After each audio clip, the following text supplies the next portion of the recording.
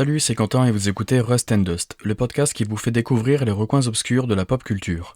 Pour ce premier podcast en solo, j'avais envie de vous faire découvrir quelque chose d'un peu particulier, d'un peu atypique, en lien avec une franchise que j'aime énormément. Je vais vous parler de Project Monster, une série de pour l'instant 4 courts-métrages disponibles directement sur YouTube avec des sous-titres en français. On a pour l'instant 2 petits courts-métrages de 4 et 2 minutes et 2 autres d'une vingtaine de minutes chacun. Vous l'aurez compris au vu du cri que vous venez d'entendre, mais on va parler ici de Godzilla.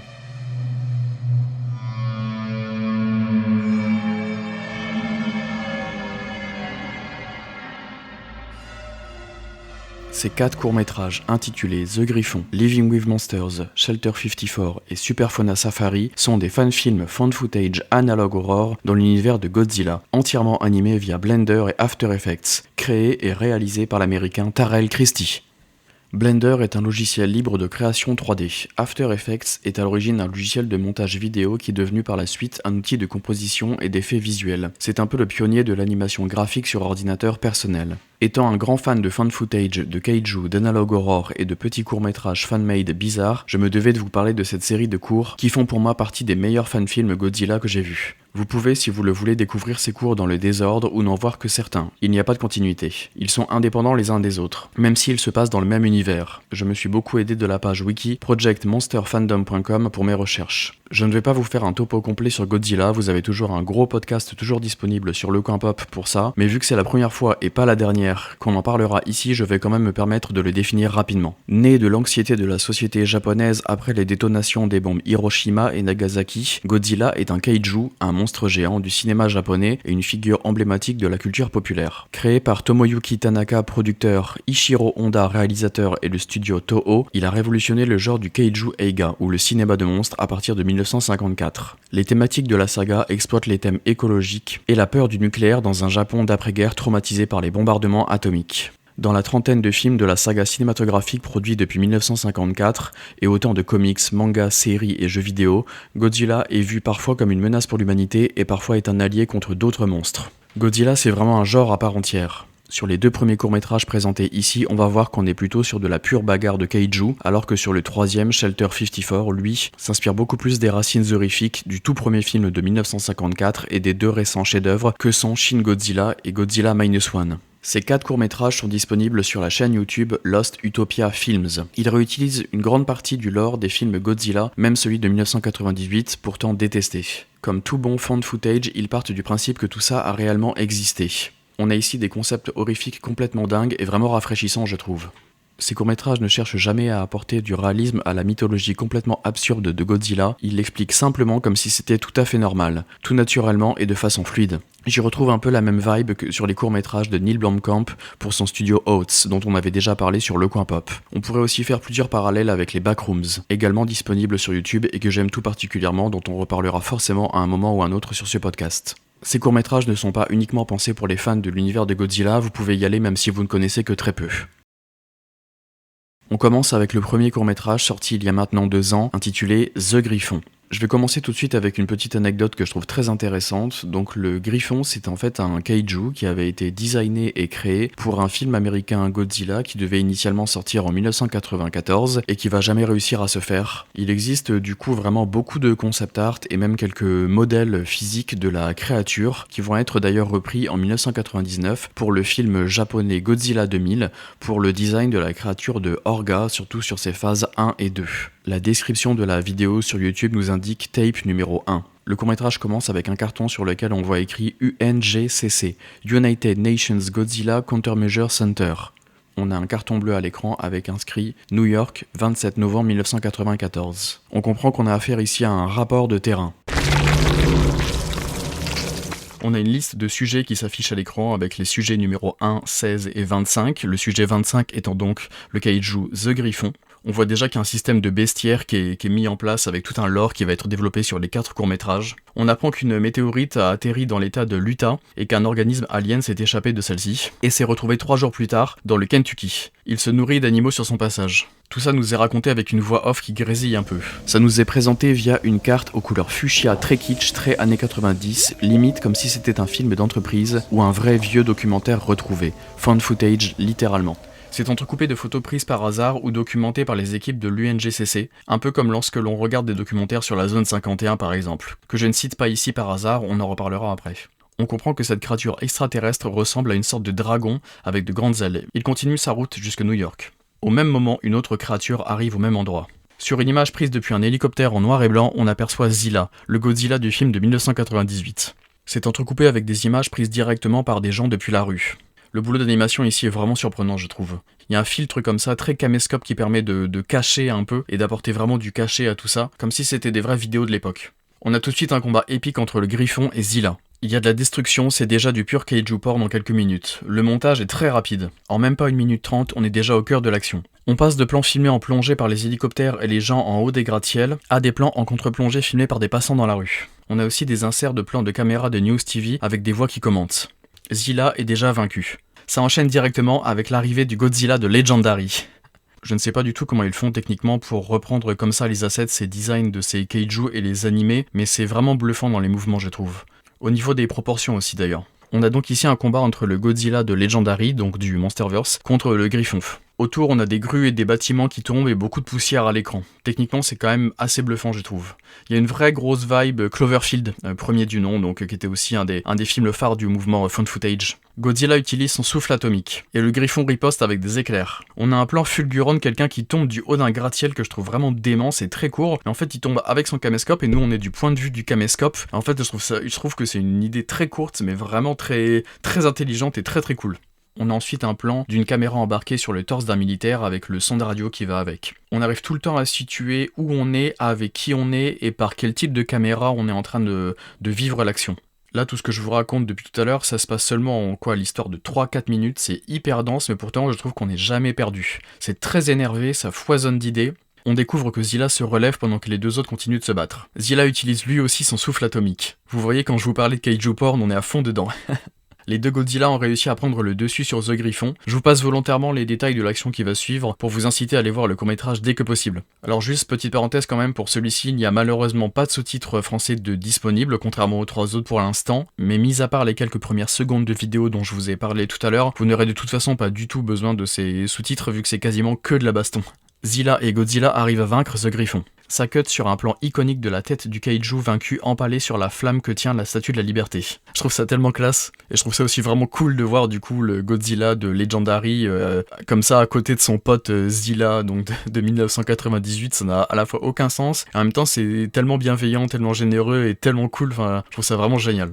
On a un plan rapide avec aussi pas mal de boyaux et d'organes un peu répandus partout dans les rues, ça dure que quelques secondes, mais je trouve qu'il y a vraiment un sentiment horrible à ce moment-là, et c'est cette espèce de vision horrifique, ça tease un peu je trouve ce qui arrivera sur le troisième court-métrage. Là c'est juste un plan très très furtif où on voit aussi comme ça une espèce de scientifique en combinaison pour montrer que voilà, il y a les restes du corps du Griffon un peu éparpillés dans la ville. Ça dure quoi, peut-être 4 secondes, c'est tout, mais cette vision, je trouve ce plan là il reste en tête au-delà du plan de la tête empalée qui est vraiment iconique. Il y a cet enchaînement que je trouve vraiment superbe. Ça cut sur un autre carton bleu avec un petit jingle sonore qui indique l'analyse de l'événement en fait, avec un listing. Donc on était à New York, c'était une menace de niveau 4, évacuation avec succès 64%, 34,6% de la ville détruite, 435 000 pertes estimées et un sujet capturé. Voilà pour le premier court-métrage The Griffon. Globalement les CGI sont pas parfaits, mais en fait je trouve ça tellement généreux et tellement créatif, c'est tellement différent de ce qu'on voit d'habitude, je trouve ça vraiment rafraîchissant comme court-métrage. Le montage est vraiment hyper bien fait je trouve, il y a vraiment plein d'angles différents avec des plans un peu en drone, des plans d'hélico, les plans des civils, les plans des news TV. Même dans le storytelling de manière globale, il y a vraiment un sens de l'efficacité que je trouve vraiment remarquable. En 4 minutes, tout ce que ça arrive à raconter, c'est superbe. On n'est pourtant jamais perdu, on nous tient pourtant pas non plus vraiment par la main, on est tout de suite balancé dans un truc qu'on pense, enfin voilà, qui fonctionne en tant que tel, c'est génial. Et c'est une superbe entrée en matière par rapport aux 3 autres courts-métrages assez différents je trouve. Il est plus bas du front, il est plus rentre-dedans, mais je pense que c'était la meilleure porte d'entrée possible. On enchaîne tout de suite avec le deuxième court-métrage, Living with Monsters. Celui-ci dure 17 minutes 30 et les sous-titres français sont disponibles. La description de la vidéo précise tape numéro 2, l'origine. Celui-ci est entièrement en noir et blanc et il a un style vraiment beaucoup plus rétro. Il est raconté et présenté entre guillemets à la manière d'un épisode de The Twilight Zone, avec un présentateur qui nous parle directement. This is the blast of the hydrogen bomb, which has inaugurated a new and menacing era in the history of man. Monsters. Celui-ci adopte volontairement le style des vrais documentaires d'archives avec des filtres et des aspects 16 mm. Ça évoque les reportages d'actualité des années 60. On a un vrai acteur qui incarne le présentateur Gene Maldonado. On a tout de suite un écran titre d'époque des années 60 hyper classe, avec une musique classique d'époque vraiment très élégante. Ça s'intitule History of Modern Superfauna, terme dont on va beaucoup entendre parler. On nous explique que les monstres font partie de notre monde depuis maintenant 7 ans et qu'on a déjà eu 17 attaques. On répertorie 5 sujets, Godzilla étant le sujet numéro 1, Angurius étant le sujet numéro 2, Kanira étant le sujet numéro 3. Alors, Angurius, c'est vraiment un kaiju phare de l'univers de Godzilla, je pense que vous voyez qui c'est. Alors que pour Kanira, c'est beaucoup plus obscur et beaucoup plus intéressant, je trouve. En fait, c'est une créature qui est originellement designée et créée par Chris Wallace. C'est un très grand nom du cinéma américain qui a designé et créé les Gremlins, entre autres. Il a bossé sur les créatures de E.T., Piranha, La Mouche 1 et 2, Le Retour du Jedi, et j'en passe énormément. C'est à lui aussi qu'on doit aussi l'iconique scène des nazis qui fondent dans Les Aventuriers de l'Arche perdue, par exemple. Le sujet numéro 4, c'est Gorgo, donc Gorgo tiré du film de 1961 d'Eugène Lourier. Et on a aussi en 5 le kaiju Manda tiré du film Atragon de 1963. Donc là c'est un peu plus obscur quand même, c'est un autre film de kaiju du grand Ishiro Honda, donc de l'époque. J'en profite d'ailleurs pour vous conseiller ces 2 films classiques du style kaiju qui sont tous les 2 disponibles sur YouTube, en anglais malheureusement. Le présentateur nous parle de King Kong et de Skull Island et on comprend très rapidement qu'en fait dans cet univers, King Kong ce n'est pas un film mais c'est un documentaire d'époque en fait. On voit des dinosaures, des insectes géants et vraiment de chouettes décors. Il y a un combat épique entre King Kong et ce qui semble être un T-Rex. Visuellement, il ressemble quand même énormément au Kong du Monsterverse. Il y a également un autre Kong tout blanc, un peu albinos, qui s'appelle Kiko. Ici, le documentaire King Kong, donc In Universe, est également réalisé par Carl Denham, qui était déjà présent dans le vrai, entre guillemets, film de 1933. On nous explique qu'un reptile gargantuesque est retrouvé échoué au large d'un petit village japonais. C'est donc Godzilla. On se situe là 4 ans après les essais de la bombe à hydrogène sur l'atoll de Bikini. Il est classé dans la catégorie des superfauna, un groupe d'espèces animales extrêmement grandes. Les petits villages de pêcheurs du Japon connaissent déjà ces créatures depuis des siècles, mais gardent le secret auprès du reste du monde. Les plus extrêmes d'entre eux font partie d'un culte du nom de Kaiju-kai, qui pensait que les monstres étaient des divinités et qui sacrifiait occasionnellement ses propres membres à la mer en guise d'offrande de paix. Quelques jours plus tard, après que le cadavre ait échoué, un autre Godzilla arrive près de la baie de Tokyo. Petite parenthèse dans la narration pour préciser que techniquement je trouve ça vraiment remarquable cette quantité de fausses images d'archives de formes différentes qui viennent s'enchaîner comme ça. C'est vraiment bluffant. On nous explique via une scène en dessin animé qu'un mur anti-Godzilla est développé. Ce mur entoure le littoral pour dissuader la créature à base d'électricité haute tension. Malheureusement et forcément, ça ne va pas fonctionner. Godzilla, sous la forme du Godzilla du Monsterverse, arrive. On a de superbes scènes de destruction qui font indéniablement penser au chef-d'œuvre original, mais avec le design du Godzilla de 2014. Je trouve que c'est vraiment génial comme idée. Les scènes de panique, d'évacuation et de destruction sont très bien faites. Ils reprennent les bruitages des derniers films de Legendary et même certains plans et assets visuels directement de ces films. Kyohei Yamane, comme le protagoniste du tout premier film, théorise sur le fait que le Godzilla trouvé mort échoué est en fait l'enfant du Godzilla qui arrive et qui vient d'attaquer. Il pense également que les lumières de la ville provoquent ce Godzilla. La bombe à hydrogène est envisagée pour essayer d'éliminer Godzilla. L'ONU lance donc l'opération Kismet. On voit alors plusieurs images d'archives de réunions entre différents pays, des véhicules militaires qui se préparent, tout ce plan qui se met en branle. Sur une autre présentation en dessin animé, on nous montre que le plan est d'attirer Godzilla dans une zone spécifique pour faire sauter la bombe. On voit de nombreux navires militaires tirer sur Godzilla. La bombe explose sur lui. Vous pensez bien que c'est une super idée. Bien que considérée comme un premier succès, l'opération Kismet n'était qu'une solution temporaire. Des rapports faisant état d'une autre créature géante sont arrivés d'Okinawa. C'est Angurius qui attaque la ville dans un superbe montage malheureusement un peu trop bref je trouve. Il se dirige vers Osaka car on découvre qu'en fait Godzilla était encore en vie, forcément. On a donc droit à une nouvelle confrontation épique, cette fois entre donc Angurius et Godzilla. Je trouve cette bataille mieux réussie sur l'aspect visuel que sur le premier court-métrage. Sûrement juste parce que celle-ci est plus courte ou que le noir et blanc permet peut-être de camoufler quelques petites choses en plus. Angurius s'enfuit sous terre pour prendre la fuite. On nous explique qu'il s'est rendu en Nouvelle-Zélande où il constitue depuis lors une menace constante, c'est son nouveau territoire.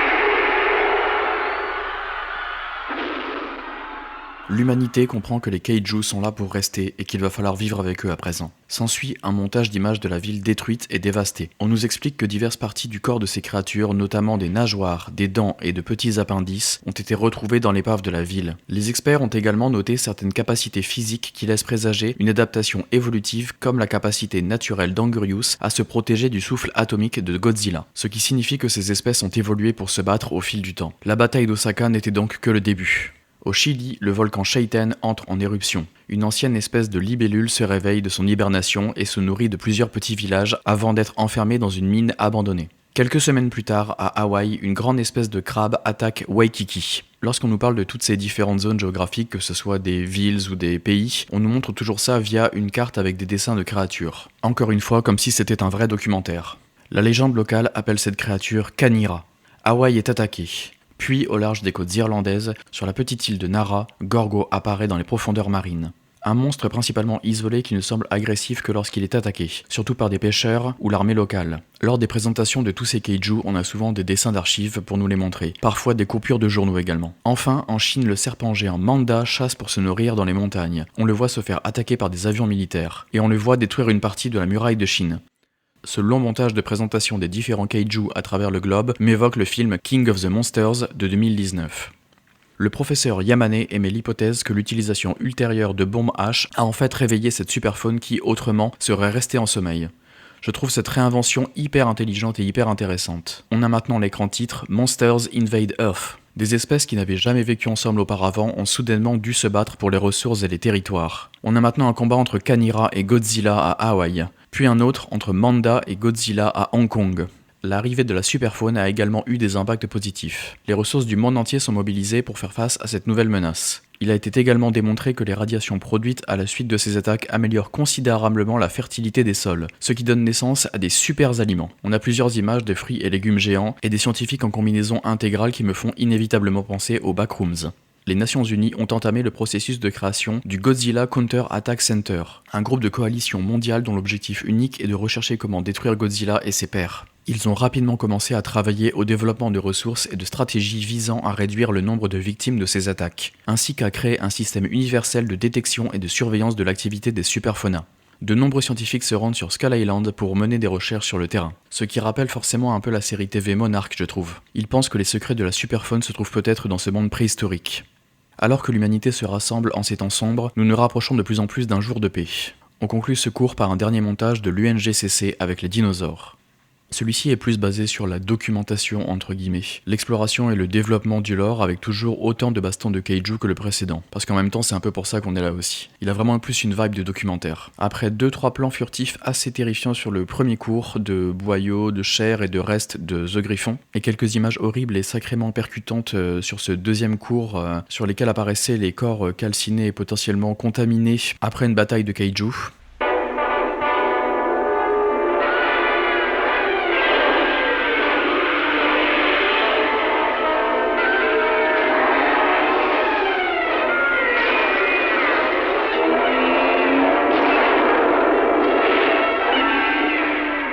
On va maintenant passer à autre chose niveau horreur et ambiance bien pesante, niveau thématique lugubre, avec ce troisième court-métrage Shelter 54, qui est pour moi le plus intéressant du lot et le plus réussi.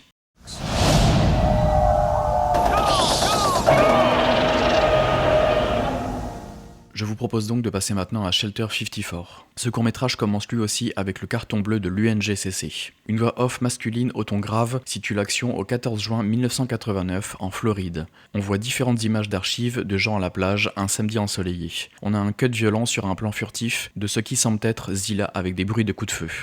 La voix off mentionne une tragédie. On enchaîne in medias res avec des images type reconstitution. On nous explique qu'un abri est inondé par des matières hautement radioactives. Durant 1 an, une mauvaise gestion et une négligence entraînent des milliers de morts et la création d'un monstre différent de tout ce que notre monde a connu. Le ton se veut tout de suite beaucoup plus grave. Sur Living with Monsters, on ressentait quand même globalement quelque chose de plus axé sur l'exploration, l'aventure ou la découverte au niveau du ton. Un peu comme dans le film Kong Skull Island ou dans la série Monarch. Sûrement dû à son côté un peu rétro, noir et blanc, dans années 60, avec le présentateur Facecam à la The Twilight Zone, alors qu'ici on se rapproche tout de suite beaucoup plus d'une vibe à la Shin Godzilla ou de quelque chose de plus alarmant dès les premières secondes du métrage.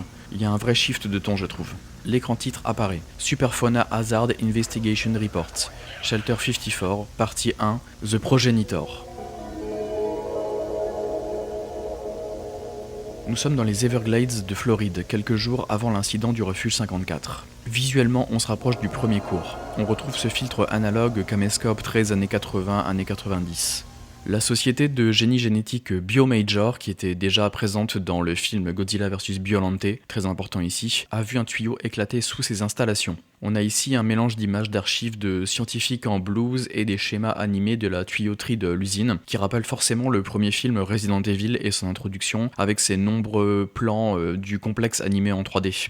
La contamination atteint certaines parties des Everglades et provoque une mutation dans une petite population de moustiques, les faisant atteindre une taille extraordinaire. Le professeur Nico Tatopoulos, en référence au docteur Nick Tatopoulos du film de 1998 et de la série animée qui va avec, a observé pour la première fois les moustiques alors qu'il surveillait le sujet 17 au Mexique. Cette espèce envahissante de moustiques est renommée Skythera, le sujet 18. Le nom Skythera est tiré lui également de cette série animée qui allait avec le film de 98.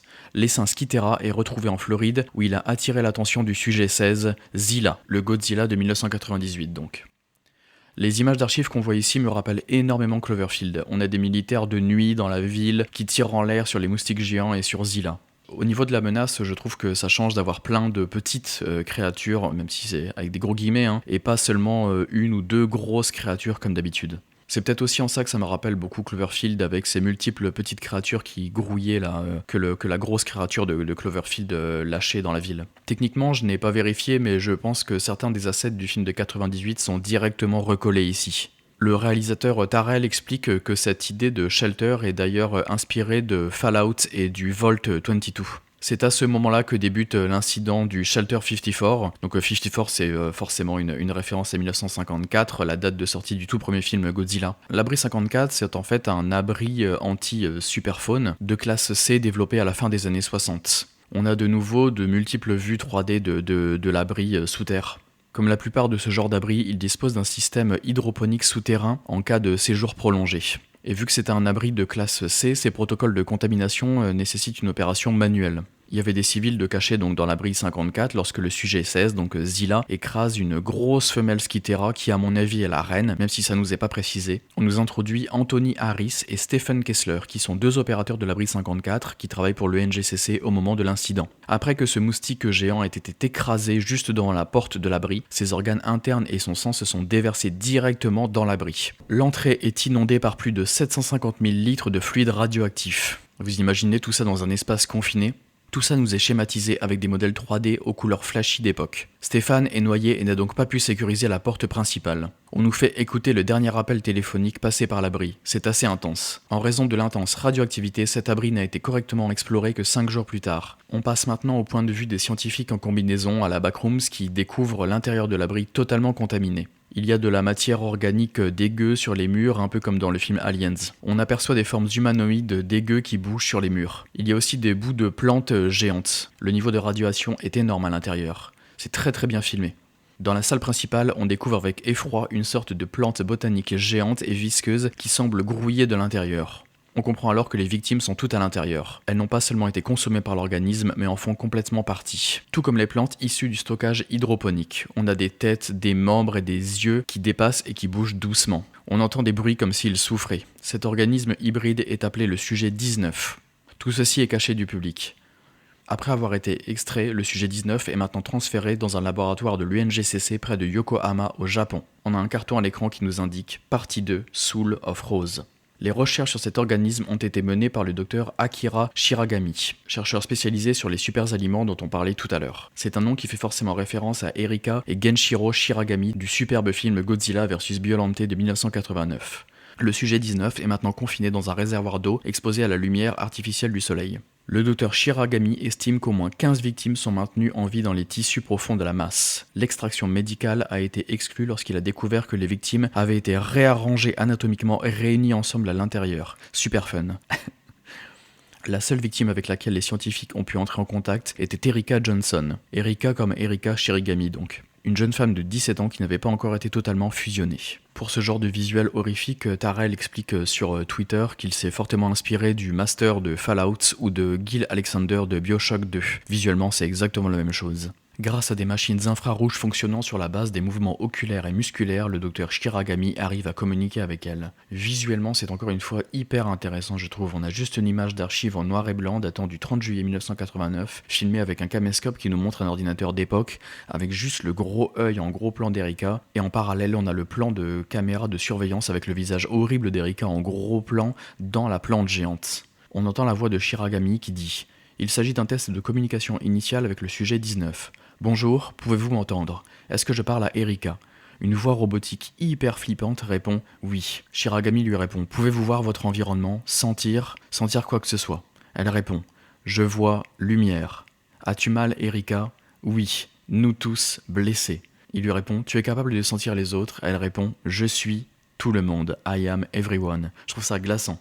Ça enchaîne avec l'enregistrement audio via une petite cassette du compte-rendu du docteur et de ses conclusions, un peu comme un médecin. Il dit entre autres « Malgré mes efforts et ceux de mon équipe, je pense que la mutation est devenue instable. J'ai passé ma carrière à m'opposer fermement à l'utilisation de l'ADN de Godzilla, mais c'est peut-être ma seule option. » Le 22 octobre, le docteur Shiragami commence à transfuser dans l'organisme des cellules Godzilla G1 car ils ont la particularité de pouvoir se régénérer. Mais à cause de ça, le sujet 19 va prendre la forme d'une rose et va grandir de façon exponentielle. Le docteur va de nouveau interroger Erika. « Erika, est-ce que tu es là? J'ai remarqué que vous répondiez de moins en moins. Est-ce que quelque chose ne va pas ?» Elle répond « Tue-moi, tue-moi !» Ça cut sur un plan de la plante qui attaque le labo. Le docteur Shiragami a rapporté que dans les jours qui ont suivi l'incident, Erika avait complètement fusionné avec le reste du sujet 19 et ne pouvait plus être contactée. On a de nouveau un extrait de cassette audio. Mes demandes d'euthanasie de cette chose ont été refusées par mes supérieurs. Je sais ce que je dois faire, j'ai verrouillé le labo, personne ne comprend. Dans la nuit du 29 novembre, le docteur Shiragami a altéré les commandes du conteneur pour électrocuter le sujet 19 dans le labo. Ça commence à partir dans tous les sens, le docteur attrape un lance-flamme, mais les gardes l'arrêtent et le tirent dessus. Le labo explose. Le sujet 19 avait commencé à croître de façon exponentielle et s'était échappé sous terre, emportant l'installation avec lui et en tuant 112 personnes. Partie 3, Biolante. Cette troisième partie s'ouvre avec un superbe plan de la plante géante dans la ville, le long des gratte-ciel 2 jours. Les citoyens de Yokohama se sont réveillés le lendemain matin avec la vue surprenante de la nouvelle forme du sujet 19. C'est encore une fois filmé à la fois par des passants, par des chaînes de TV et par des plans aériens d'hélicoptères qui nous montrent que l'œil d'Erika est à l'intérieur du cœur de la rose. C'est magnifique, je trouve. La plante hurle « Aide-moi » à travers la ville. On a une autre image magnifique de cette plante géante au milieu de la ville avec le soleil derrière.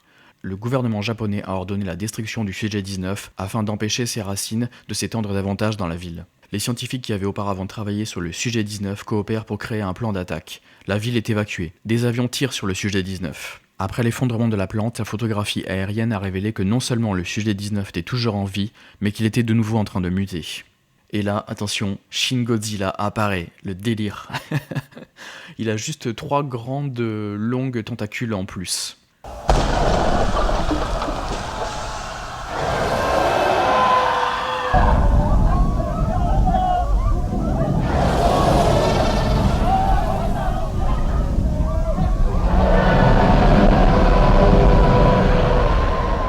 Tentacules qui sont, selon Tyrell, inspirés directement du jeu D2 de la Dreamcast où il y avait exactement ce genre d'image. Pour le coup, je pense qu'il a de nouveau repris directement certains assets visuels du film Shin Godzilla, mais pour le coup, je trouve que c'est vraiment une superbe idée de mélanger comme ça le lore de Shin Godzilla avec Biolante.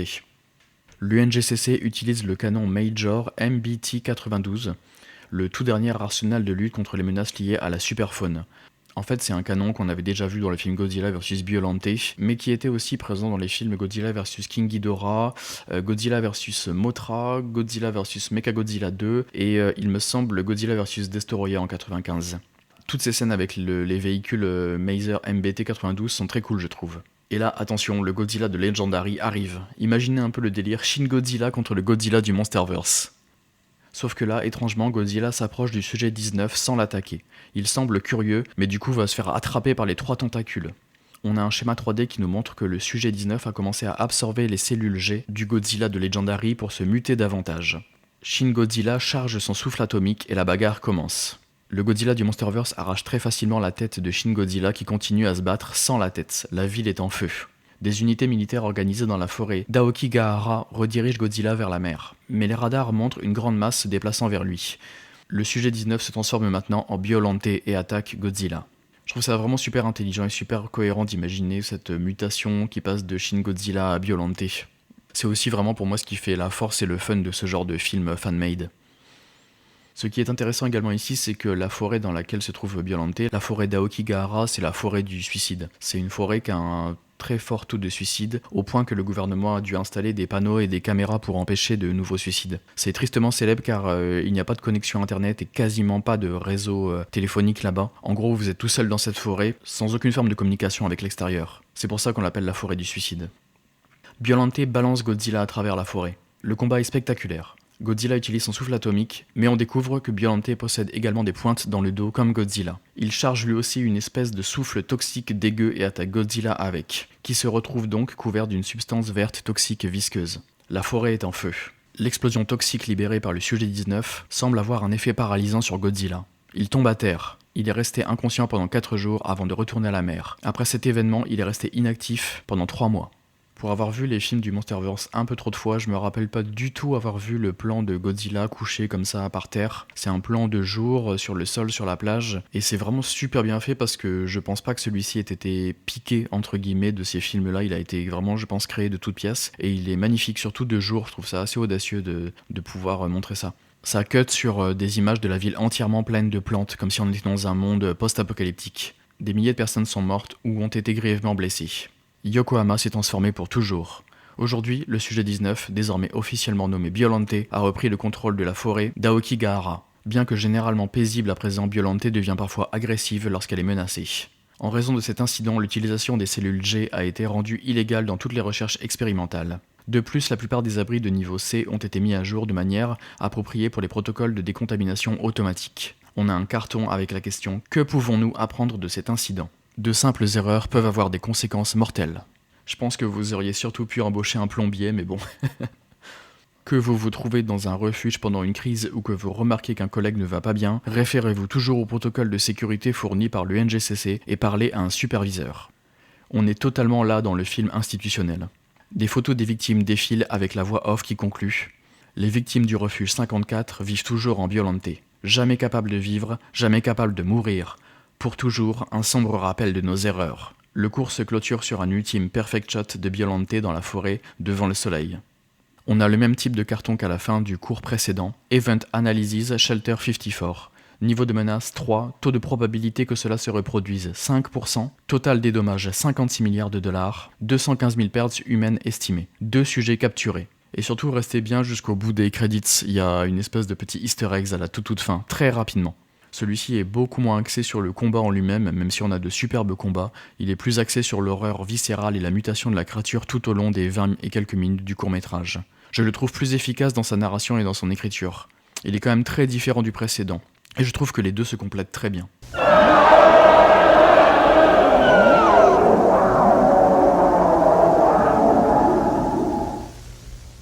Enfin, on termine avec le 4e et pour l'instant dernier court-métrage. Celui-ci est vraiment très très court, c'est vraiment plus un petit bonbon rigolo. Il est sorti il y a 6 mois et celui-ci s'appelle Superfauna Safari. En fait, c'est un petit spot TV de 2 minutes, un peu comme ceux qu'on retrouvait justement sur les courts-métrages de Oats Studios. Les sous-titres français sont également disponibles pour celui-ci. On a une voix off beaucoup plus enjouée et beaucoup plus joviale que sur le court-métrage précédent. On n'est pas du tout sur le même genre de ton. Cette voix off nous dit « Explorez le monde magnifique des monstres avec Superfauna Safari. Observez-les en sécurité dans la plus grande sécurité. Voyagez par voie terrestre à travers les domaines de la superfaune où cohabitent des monstres de toutes les tailles. Ou embarquez pour une croisière palpitante à bord de nos bateaux spécialisés, protégés par des phéromones, vers des destinations du monde entier. Qui sait, vous pourriez même assister à une bataille pour seulement 1999 $. Sentez la terre trembler, écoutez leurs rugissements puissants. Des souvenirs inoubliables. Qu'attendez-vous? Réservez vite votre excursion avec Superfauna Safari. » Pour celui-ci, je vais pas vous le décrire, je vous laisse le loisir de découvrir quelles créatures sont présentées, c'est très fun je trouve. Il y en a une en particulier qui est cachée à un endroit que je trouve vraiment très cool et vraiment inattendu. C'est vraiment beaucoup plus une pub pour la déconne. Pour conclure, je suis vraiment pas du tout calé en animation 3D, mais il y a de nombreux commentaires sous les 4 courts-métrages qui expliquent que techniquement c'est réellement impressionnant. Il s'agit pas seulement d'animation, il s'agit aussi de modélisation, de texturation, de cinématographie numérique, d'éclairage, d'effets, de rendering et éventuellement de rigging aussi. La quantité de temps, d'efforts, de compétences techniques nécessaires pour réaliser quelque chose comme ça, c'est vraiment stupéfiant. La musique est vraiment bien foutue, les voix off sont toujours super efficaces, chaque chose que vous voyez dans chaque plan, chaque source de lumière jusqu'à chaque nuage de poussière doit être si bien réalisé et assemblé qu'on le remarque même pas en fait. Je vous incite à acheter un coup d'œil sur les autres vidéos plus anciennes de la chaîne Lost Utopia Films où il montre et explique comment il crée ce genre de film. Il y en a une de 3 minutes sur Gorgo et il y en a une autre d'une petite dizaine de minutes sur Zilla. Je trouve ça hyper intéressant. J'espère vraiment que ce petit podcast vous aura plu et vous donnera envie de découvrir ces 4 courts-métrages. À voir par la suite selon ce que Lost Utopia Films propose. Peut-être qu'on continuera ce type de podcast de temps en temps, une fois par an peut-être, selon le rythme de production de leur côté. J'ai très hâte de voir ce qu'ils vont faire par la suite. J'espère que ce format solo vous aura plu également. J'avoue être peut-être un peu parano avec tout ça, mais j'espère de tout cœur qu'aucune IA n'a été utilisée lors de la création de ces 4 courts-métrages. Je pense pas du tout de toute façon, mais bon. En attendant, ici on vous garantit qu'aucune intelligence artificielle n'a été utilisée pour la création de ce podcast. Désolé pour cette petite parenthèse hors sujet, quoiqu'en fait non, pas du tout, vu qu'on parle ici d'écologie et de fin du monde. Sur cette note positive, je vous remercie une nouvelle fois d'avoir consacré votre temps à l'écoute de ce podcast, et je vous dis à très bientôt, pour, je l'espère, qu'on continue à explorer ensemble les recoins obscurs de la pop culture. Salut!